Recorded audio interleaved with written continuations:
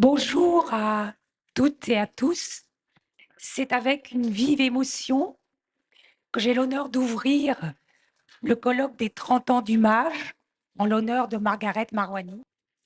Ce colloque est avant tout le fruit d'un travail collectif du réseau de recherche MAGE et de la revue Travail, Genre et Société. Comme vous le voyez derrière moi, il y a 16 chercheuses et quelques chercheurs qui ont œuvré à l'organisation de cet événement, et ce, depuis près de 2 ans.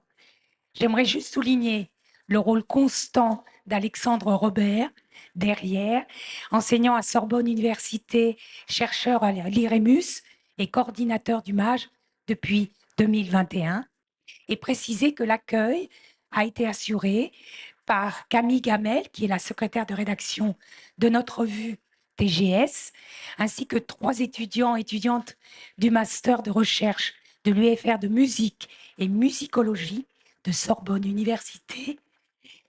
Il s'agit de Corentin Faure, Gabin Thomas Ramadier et d'Alice Kever. J'aimerais aussi remercier tout de suite Jasmina Stevanovic et Olivier Boulanger qui assurent l'enregistrement de cet événement et tous ceux qui concernent le MAGE que vous retrouvez en ligne sur notre chaîne YouTube et sur le site du MAGE. Oui, il nous a fallu 2 ans pour élaborer notre programme et trouver des financements dans une période, vous le savez, qui est bien difficile de ce point de vue. C'est pourquoi je tiens à remercier toutes les institutions, centres de recherche et universités qui ont permis que cette journée se déroule dans ce lieu que je trouve magnifique, je crois que tout le monde est d'accord là-dessus, et dont les logos donc s'affichent derrière moi. Ce colloque vise un double objectif: rendre un fait mage, comme on dit, mais peut-être qu'elle n'aurait pas aimé ce terme, à Margaret Marouani, mais aussi fêter avec vous ces 30 ans du MAGE. Alors, pour ce qui est du premier objectif, comme vous le savez certainement, Margaret Marouani est la fondatrice du MAGE en 95, avec quelques-unes d'entre nous. Certaines sont là dans la salle. Et elle a fondé la revue en 99. Elle nous a hélas quittés le 4 août 22 en nous laissant orphelins et orphelines. C'est une des plus grandes sociologues du travail et du genre qui a œuvré toute sa vie à constituer ce champ de recherche, à l'institutionnaliser, on pourrait dire, dans une optique toujours pluridisciplinaire et internationale. Une sociologue hors pair qui a su donner toute sa place aux questions de genre dans le champ du travail et inversement faire en sorte que dans la sociologie du travail et de l'emploi, on y reviendra, on intègre effectivement ces sujets et ces questions de genre. Vous avez reçu d'ailleurs un petit document qui avait été fait en l'honneur de Margaret, écrit des textes écrits par ses amis et ses collègues. Le second objectif de cette journée est plus festif: 30 ans pour un réseau de recherche sur les questions de genre et de travail, ça se fête. 30 ans de colloques, de journées d'études, d'amphi, 30 ans de publications. Vous trouverez d'ailleurs, à partir de la pause, tous nos travaux en vente à prix doux, puisque nous avons vous restitué tout le cheminement de ces ouvrages et de cette revue magnifique. Un grand merci donc à toutes et toutes celles qui vont intervenir aujourd'hui. Comme toujours, cet événement va à la fois être pluridisciplinaire, international et aussi intergénérationnel. On laissera une place à des plus jeunes. Alors, en quelques mots, j'aimerais revenir sur le programme, vous dire les éléments clés. Nous allons, après quelques introductions rapides, j'espère, laisser la parole à Michel Lallemand, qui va revenir sur le style sociologique de Margaret. Et puis, 4 tables rondes vont retracer en partie les travaux de Margaret et aussi les travaux et les recherches qui ont alimenté le MAGE. Féminisme et mobilisation au travail, les frontières sexuées de l'emploi, organisation et conditions de travail, et enfin, corps et sexualité au travail.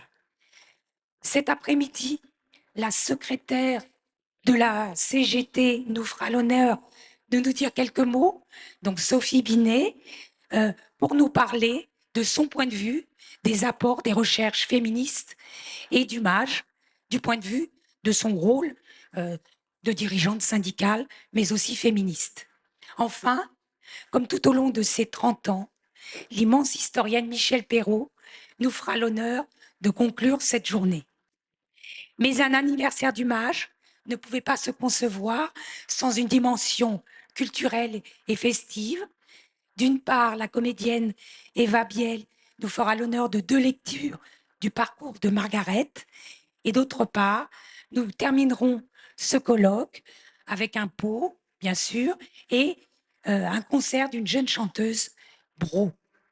Voilà pour le programme. Je passe à présent la parole à 2 Hélènes. Hélène Bidard tout d'abord, adjointe à la mairie de Paris, en charge de l'égalité femmes-hommes, de la jeunesse et de l'éducation populaire. Merci.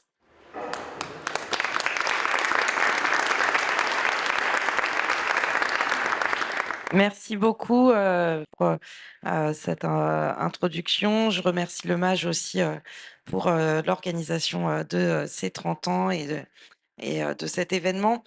Je voulais vous dire d'abord, commencer par vous dire que les travaux du MAGE sont essentiels, évidemment pour faire progresser la société tout entière en matière d'égalité femmes-hommes et d'émancipation au travail, essentiels aussi pour la ville de Paris. Il est très important pour nous, avec la ville de Paris, de financer la recherche, et vous me voyez venir, je vais parler un peu d'actualité, de financer la recherche pour pouvoir justement nous inspirer, réfléchir aux politiques publiques à mener. Parce que ce sont des travaux de recherche que nous pouvons tirer des enseignements pour orienter et réfléchir à nos politiques publiques très concrètes. C'est pourquoi depuis des années, la ville de Paris soutient financièrement, mais aussi politiquement. C'est un choix politique de soutenir le MAGE et la revue Travail, Genre et Société. Je dis ça parce que c'est un soutien financier que nous avons renforcé il y a quelques années, suite à un désengagement de l'État et de la secrétaire d'État, Marlène Hess, qui avait décidé de retirer les financements au réseau de recherche. Je dis ça, évidemment, parce que nous sommes dans une période politique effrayante, de recul de la confiance dans la science, d'attaque contre les féministes.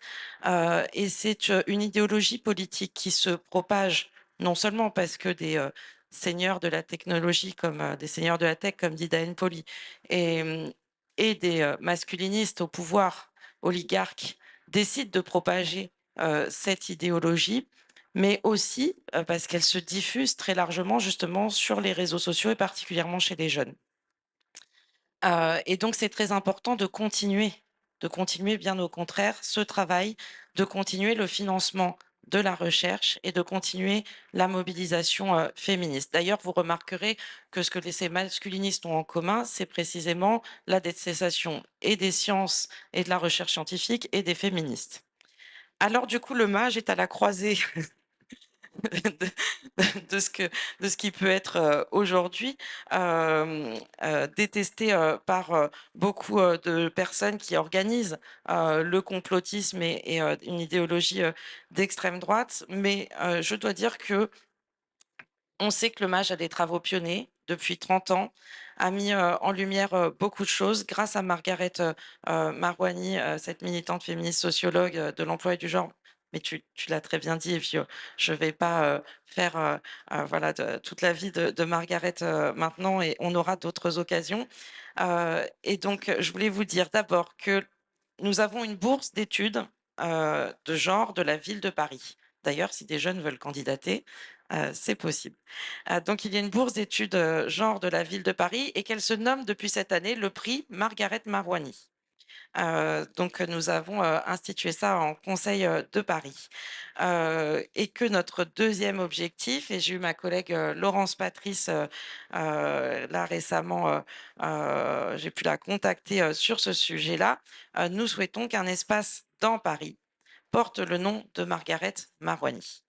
C'est important parce que c'est important de financer le MAGE et la recherche maintenant, mais c'est aussi important de laisser l'histoire des féministes dans les rues et je crois que en termes de matrimoine, nous savons à quel point elles ont pu être, effacées de l'histoire, à quel point leurs apports ont pu être effacés du coup, et donc c'est très important aussi pour nous, de laisser, le nom, de Margaret Marouani, dans l'espace public, indéboulonnable. J'en reviens aux 30 ans, du MAGE et à l'importance de l'organisation, d'un tel colloque, donc dans un contexte anti-science, anti-féministe et pour nous, la parole, scientifique dans sa globalité, c'est un outil indispensable à la démocratie, indispensable à la République puisqu'elle permet l'augmentation, des connaissances, des qualifications, autant qu'elle participe à la diffusion d'un savoir et s'il y a un savoir et des connaissances et des qualifications qu'il faut promouvoir aujourd'hui dans la société pour faire reconnaître, les violences, c'est bien, le savoir, en termes de recherche, sur le genre. Donc c'est très important de tenir, ce colloque, des 30 ans. C'est vrai que ça a été décidé il y a 2 ans, mais historiquement, c'est très important de le tenir dans cette période-là, politique, aussi. Merci beaucoup donc, de participer à faire avancer, la connaissance, d'élever le niveau du débat dans la société, de permettre aux élus de continuer à travailler à des politiques, émancipatrices, pour créer, du lien social, du partage et puis, pour, promouvoir, l'égalité femmes-hommes. Je veux juste, redire, que nous partageons aussi l'enjeu de la mobilisation et de l'engagement avec les syndicats, pour un travail, émancipateur, utile à la société. On a eu, voilà, la mobilisation sur, les services publics, il y a 2 jours. On va en reparler, pour le 5 juin, et donc, partout où nous allons, je pense que c'est important, de rappeler, la nécessaire, mobilisation pour l'égalité salariale et professionnelle qui d'ailleurs permettrait de financer une retraite à taux plein à 60 ans par répartition. Voilà, heu, j'en profite pour, le dire et si nous savons cela, c'est parce qu'il y a une intersyndicale féministe qui travaille et si l'intersyndicale féministe travaille et a des éléments, c'est aussi parce qu'il y a le MAGE. Donc la boucle est bouclée. Je vous remercie, je vous souhaite un très bon colloque.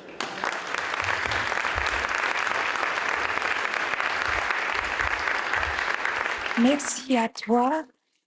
Je passe maintenant la parole à Hélène Garner, directrice des données et des études de l'APEC. Merci Rachel. Je suis ravie d'être là aujourd'hui et que l'APEC, donc l'Association pour l'emploi des cadres, ait pu être associée à cet événement. Je retrouve beaucoup de personnes que j'ai connues et voilà, j'en suis ravie. Je pense que l'APEC, c'était important et qu'on soit aussi associé parce que on est à la fois une organisation paritaire, donc avec un conseil d'administration avec des partenaires sociaux des deux côtés, mais on est aussi un organisme d'études, puisqu'on a une direction qui produit, un certain nombre d'études et on voit que cette question des femmes, elle traverse beaucoup de nos travaux depuis, très longtemps. La part des femmes dans l'encadrement, elle a augmenté, elle est à peu près de 40 elle était de moins de 30 dans les années 2000, donc on voit qu'il y a de plus en plus de femmes qui accèdent, à l'encadrement, surtout parmi les plus jeunes. On voit que c'est là que la progression est la plus forte.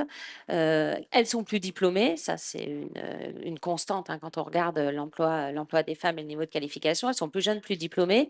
Mais elles n'occupent pas les mêmes métiers. Ça, c'est aussi un constat largement partagé. Elles sont surreprésentées dans les métiers des ressources humaines et de la communication et moins dans les métiers de l'informatique, de la production industrielle, qui sont aujourd'hui les métiers les plus porteurs en termes de dynamisme, notamment informatique. Peut-être un point qu'il faut rappeler, il me semble important, parce il est aussi alimenté et on a besoin d'avancer sur ces questions par la connaissance qui est produite par la sphère scientifique et académique, c'est la manière dont elles accèdent aux fonctions managériales. Elles y accèdent moins vite que les hommes et quand elles y accèdent, elles ont des équipes plus petites. Et ça, c'est très marqué, c'est-à-dire qu'elles occupent beaucoup plus, elles encadrent beaucoup plus des équipes de moins de 10 personnes, c'est ce qu'on observe, que des équipes plus grandes. Donc on voit qu'il y a une résistance quand même très forte de l'accès à l'encadrement et au pouvoir, hein. Évidemment les fonctions de direction, mais pas seulement aussi. Là, je parle aussi du management intermédiaire.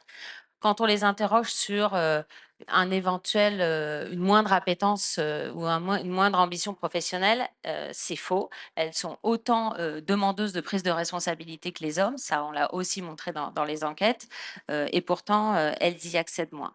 Donc ça se traduit évidemment par des inégalités de salaire. Là encore, je ne vais pas revenir dessus, mais même si pour les cadres, elles ont réduit comme pour l'ensemble des femmes, elles restent encore à un niveau de poste et de qualification environ 7% d'écart. Et on voit que dès les premiers postes, ça se construit. C'est-à-dire que même sur les premiers postes, on a 3% d'écart et puis ça augmente tout au long de la vie professionnelle. Donc les raisons de ces écarts et de ces inégalités. C'est grâce notamment à tous vos travaux qu'on les comprend bien, on les connaît bien, je ne vais pas y revenir dessus. Les effets, les conséquences aussi sur leur carrière salariale, sur leur carrière professionnelle sont importantes, mais peut-être, je sais que j'ai très peu de temps, mais il y a un point qui me semblait important et qu'on voit bien ressortir dans les enquêtes, notamment récemment, c'est l'impact du travail pour ces femmes cadres sur leur santé mentale. Elles sont beaucoup plus exposées que les hommes au burn-out, au sentiment d'épuisement professionnel, au stress intense du fait de leur activité professionnelle. Il y a une table ronde sur organisation et conditions de travail. Cette question de la santé mentale, on la voit ressortir de manière extrêmement prégnante chez les femmes cadres qui se retrouvent à l'intersection de conciliation, évidemment de vie familiale, vie professionnelle, hein, du fait de la répartition qui bouge encore peu des charges de parentalité, mais aussi des injonctions quand elles encadrent entre des normes encore virilistes de l'encadrement, du pouvoir, de la domination, et en même temps tout un discours managérial de l'empathie, de la bienveillance, de l'attention aux autres. Et elles y sont plus confrontées que les hommes, elles sont peut-être plus perméables en tout cas à ces injonctions contradictoires. En tout cas, elles sont plus exposées à la question de la santé mentale et nous, c'est un point sur lequel on a aussi besoin d'avancer et de travailler. Donc l'APEC fait un certain nombre d'actions, d'ateliers pour négociation salariale, accompagnement, mentorat, mais on voit bien que les frontières sexuées de l'encadrement, pour reprendre la table ronde qui suivra, elles résistent encore. Et donc même si la progression des femmes est notable, elles n'accèdent pas encore, il y a encore des résistances très fortes à l'atteinte d'un encadrement total. Voilà, merci.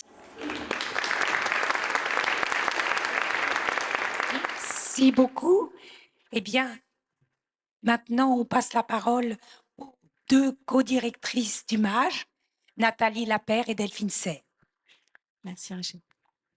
C'est avec un immense plaisir que nous vous retrouvons aujourd'hui pour cette riche journée de FEMAGE à Margaret Marouani. Nous adressons nos sincères remerciements à l'ensemble des membres du comité d'organisation de ce colloque, dont la plupart vont se relayer à la tribune tout au long de cette journée. Alors, petit rappel historique, le MAGE a été créé en 1995 sous l'impulsion de Margaret Marouani et de ses collègues. Il a été le premier groupement de recherche du CNRS centré sur la question du genre et du travail. Depuis le début, le MAGE a associé à toutes ses activités de nombreux chercheurs, chercheuses, universitaires de différents pays et de différentes disciplines. Il fonctionne comme une fédération de laboratoires et de chercheurs, chercheuses constitués en réseau autour d'un champ de recherche, marché du travail et genre.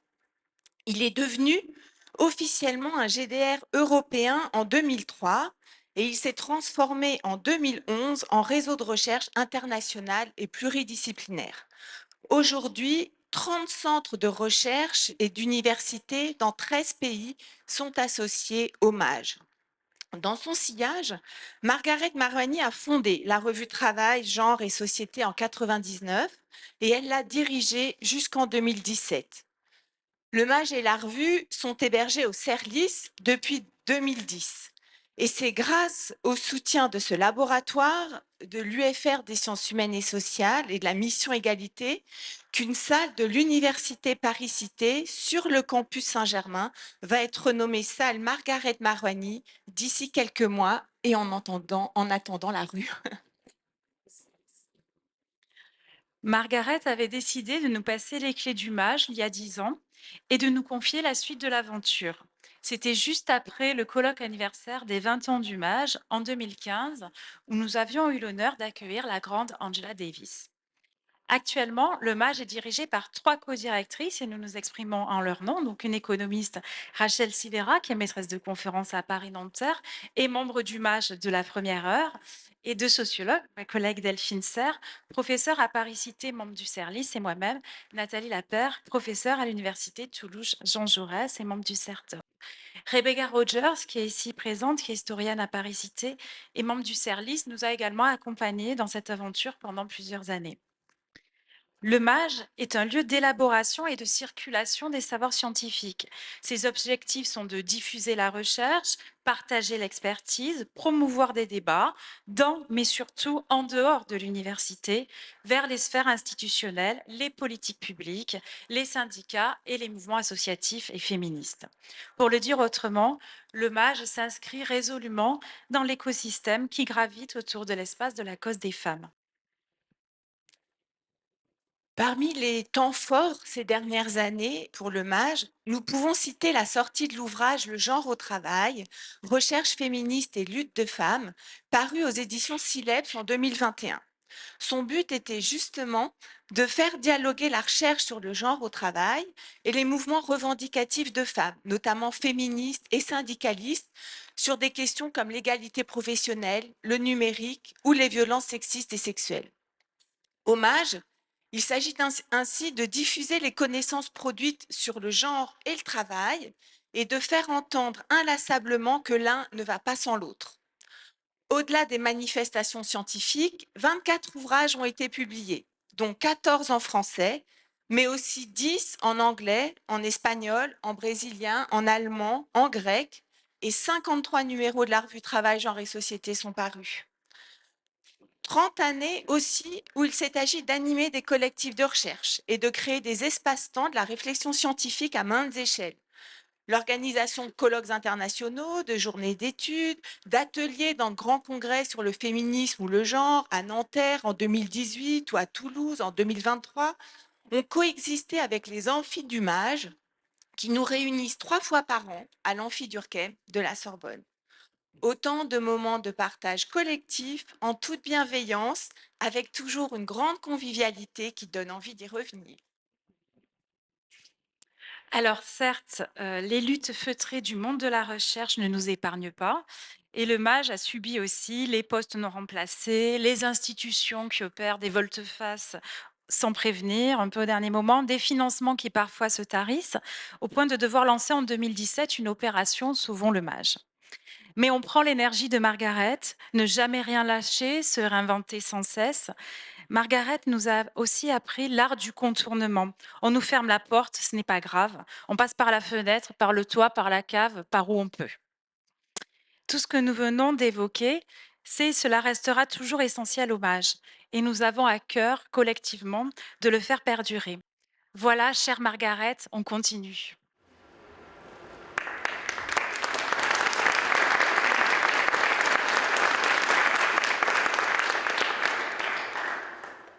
Donc, vous voyez défiler sur l'écran les manifestations scientifiques et les ouvrages. Nous allons à présent rapidement évoquer quelques thématiques ayant retenu notre attention ces 10 dernières années.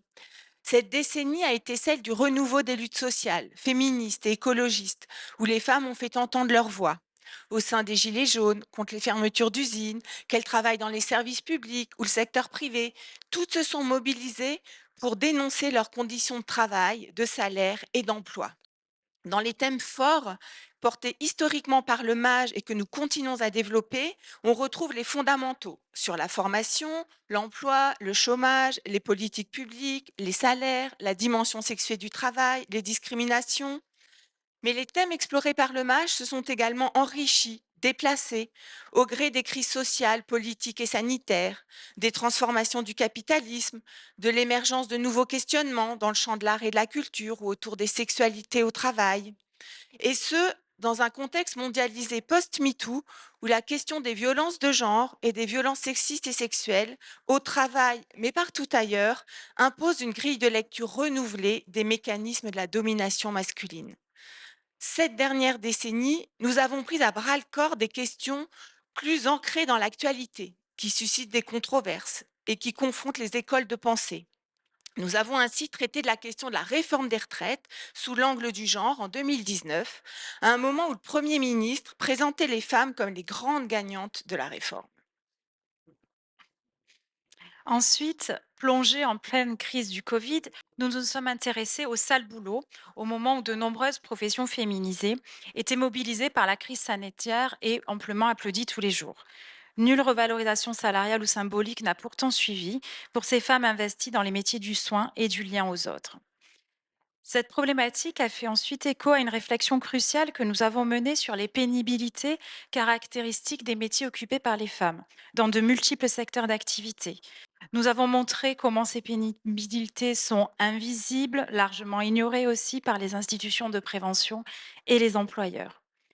Et enfin, le développement accéléré et plus ou moins encadré du télétravail depuis la crise sanitaire nous a fourni un nouvel angle pour l'analyse des risques que les femmes subissent au travail. Dans le contexte politique mondial actuel, regardons par exemple les États-Unis, où dans les bibliothèques, les ouvrages sur les femmes, les noirs, l'intersectionnalité, les minorités LGBTI sont exclus des rayonnages, où les études sur le genre sont plus que jamais menacées, il est crucial pour le MAJ de réaffirmer aujourd'hui ses engagements.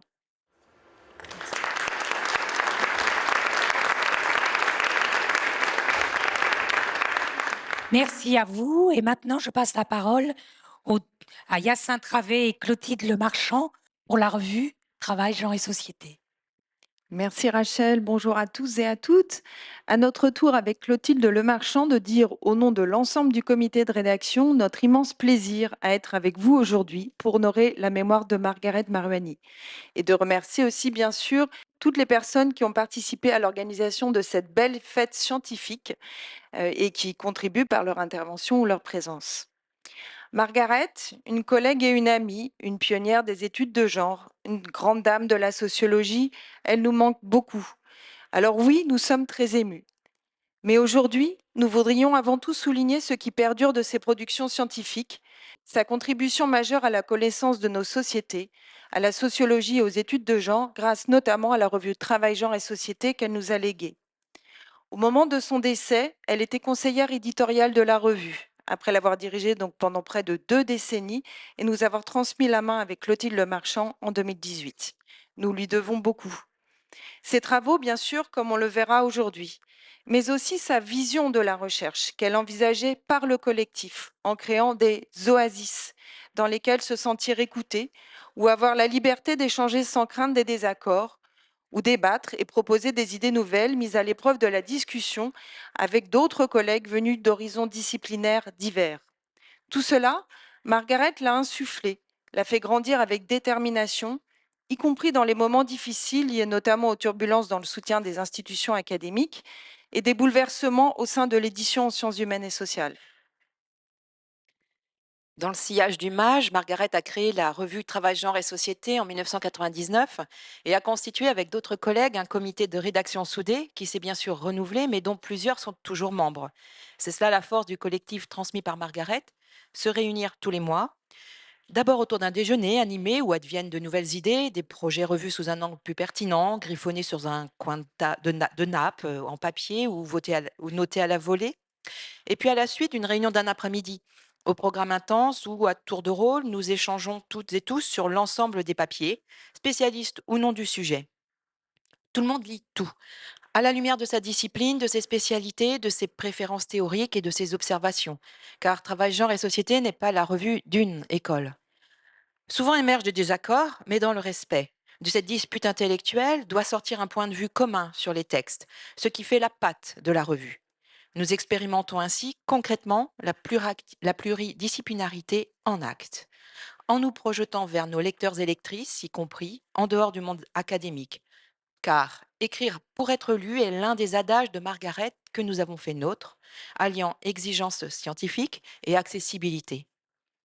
Margaret nous a aussi donné un modèle d'audace, et il en faut pour oser aborder les sujets qui fâchent. Or, sur les questions de genre, de masculin ou féminin, les sujets ne manquent pas. L'écriture inclusive, la gestation pour autrui, rémunérer ou non le travail domestique, séparer ou non l'auteur de l'œuvre, la place des minorités sexuelles et de genre. Et l'actualité géopolitique laisse à penser que les batailles ne sont pas finies et que notre rubrique controverse n'a pas épuisé son stock de thèmes. Nous n'hésitons pas non plus à revenir sur certains sujets en les considérant à nouveau frais, respectant le temps long de la recherche. Avec Clotilde, nous avons à cœur de faire vivre et fructifier cet héritage, cette belle revue et l'investissement collectif qui l'a fait vivre. Rassembler les énergies de 15 personnes, dont nous saluons la compétence et la constance de l'investissement autour d'un travail éditorial souvent invisible, pour produire 2 numéros de 250 pages par an, soit au total 53 numéros depuis 1999. Saluons aussi le soutien de notre comité scientifique, dont plusieurs membres sont là aujourd'hui.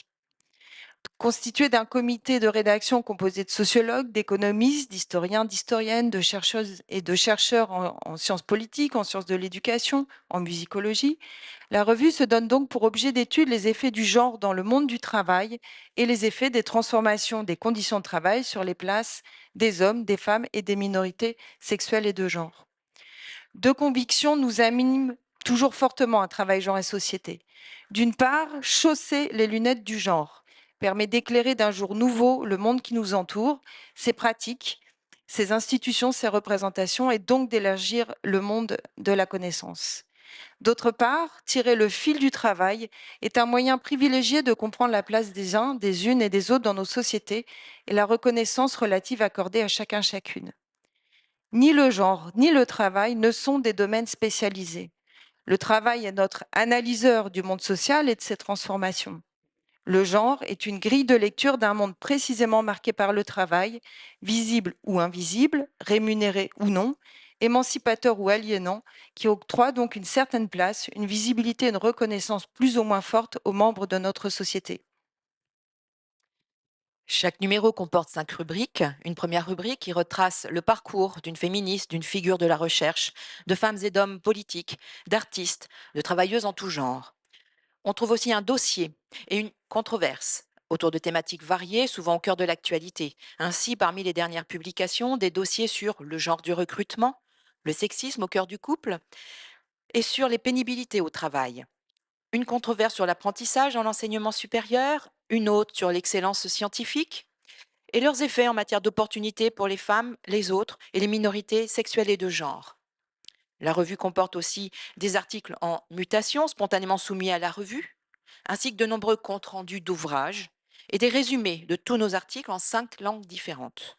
La revue est en accès libre, y compris le dernier numéro sur Kern, et certains articles en anglais sur Kern International, d'autres en espagnol sur Kern Mundo. On peut aussi commander, en plus de la version numérique, un exemplaire papier du numéro. On y tient. Ça permet d'appréhender entre les mains la cohérence d'un dossier ou d'une controverse, l'un et l'autre conçus comme un ensemble. Les thématiques abordées sont riches et variées en 53 numéros et bientôt 54 en novembre prochain, puisque ce numéro 54 est terminé du point de vue des articles et en cours de confection du point de vue technique et formel. Une étape exigeante aussi et qui demande du temps et encore plusieurs allers-retours pour que la présentation soit belle, soit juste. Nous remercions chaleureusement secrétaires d'édition et éditrices successives qui ont contribué à ce travail invisible, encore un, et nos partenaires sans qui notre publication et notre diffusion ne se feraient pas, La Découverte et Kern. Ainsi, en 26 ans, les différentes rubriques de Travail, genre et société ont développé 53 dossiers et 53 controverses sur des thématiques variées. Je vais juste en citer quelques-unes. Des sales boulots aux métiers artistiques, du care à la lutte contre les violences faites aux femmes, du handicap au LGBTQ+, au travail, des armées aux agricultrices et à l'écoféminisme, du télétravail aux retraites, de l'excellence scientifique à la laïcité et à la non-mixité. Donc il n'est pas possible d'égrener ici toutes ces thématiques. Bienvenue sur le site de la revue pour en compléter la liste. Dans chaque rubrique, la revue tient à multiplier les points de vue géographiques, à donner toute leur place aux comparaisons internationales pour valoriser les recherches et les expériences menées dans les 4 coins du monde. Le prochain numéro ouvrira le regard sur l'expérience du vieillissement en Chine et à Cuba. Et nous discuterons aussi du dossier sur le genre du recrutement qui vient de paraître lors d'un amphi du MAGE le 26 juin prochain. Animée de l'énergie transmise par Margaret, de cette conviction qu'il faut toujours se battre avec détermination pour faire vivre ce qui nous est cher, affrontant de nouvelles batailles avec les révolutions numériques, notamment, nous œuvrons à Travail, Genre et Société pour faire vivre une revue scientifique pluridisciplinaire exigeante, une revue pas consensuelle, dérangeante sûrement, mais dont les débats sont essentiels à la vie intellectuelle. Alors merci Margaret pour tout ce que tu nous as transmis et d'avoir démontré que la perspective du genre n'est pas une spécialité à part, ni un angle de vue accessoire, mais un regard transversal à part entière qui éclaire nos sociétés contemporaines.